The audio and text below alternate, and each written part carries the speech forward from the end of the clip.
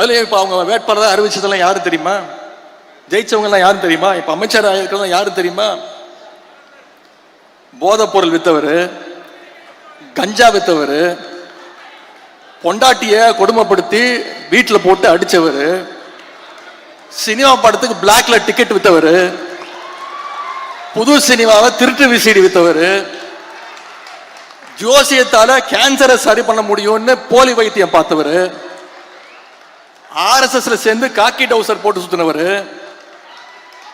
வாச்சாத்தி கொடுமைக்கு முக்கியமான காரணமா இருந்தவர், வேட்பாளர் அறிவுக்கு முந்தின நாள் வேற கட்சியிலிருந்து எகிரி குதிச்சு போனவர். இவங்கெல்லாம் இன்னைக்கு ஆளுங்கட்சியுடைய சட்டமன்ற உறுப்பினர்கள், அமைச்சர்கள். இவங்க பேரும் முதலமைச்சருக்கு தெரியாது.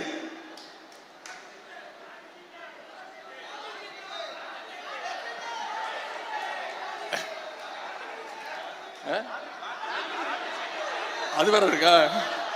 லாட்டரி டிக்கெட் வித்தவர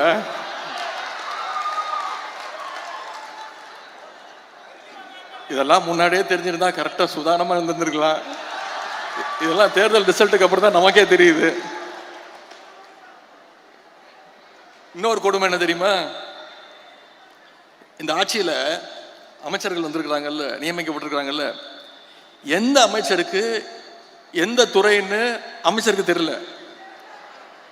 ஒரு அமைச்சர்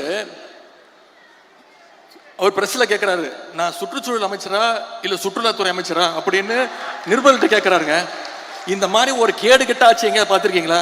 அமைச்சருக்கு தெரியல என்ன பொறுப்புன்னு, எந்த இலாக்கான்னு தெரியல, நிருபரை பார்த்து கேட்கிறாரு.